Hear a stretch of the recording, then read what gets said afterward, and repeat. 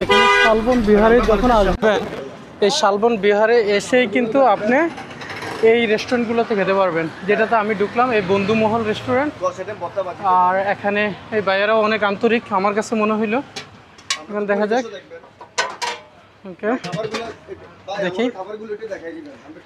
তাই কি কি খাবার দেন দেখি ভাই? এগুলো হচ্ছে মানে সাদা ভাতের সাথে, তাই না? আচ্ছা আচ্ছা আচ্ছা, ঠিক আছে। আর এটা ভাত,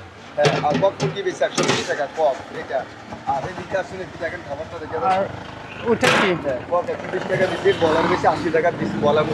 বলার মুরগি এটা, আর গরুর মাংস বেশি 150 টাকা প্লেট, মানে মাংস দিই। হ্যাঁ, আচ্ছা আচ্ছা আচ্ছা আচ্ছা, দাঁড়ান দাঁড়ান একটু দাঁড়ান। আমরা শিং মাছ 100 টাকা পিস মাছ দিচ্ছি। আচ্ছা আচ্ছা। আর প্যাকেজে ভাত বেশি 150 টাকা, মানে 5 আইটেম ভর্তা ভাজি, আনলিমিটেড ভাত, ডাউল, মুরগি গেলে মুরগি, মাছ। আচ্ছা, যাই হোক, এখানে খুব সুন্দরভাবেই কিন্তু ওনারা কথাগুলো বললো, যে বোঝা যাচ্ছে যে এখানে ওনারা খাবারটা ন্যায্য মূল্যে ভালো মানের খাবার দেওয়ার চেষ্টা করে। ওকে বন্ধুরা, আপনারা আসলে এখানে খাওয়ার চেষ্টা করবেন। আল্লাহ হাফেজ।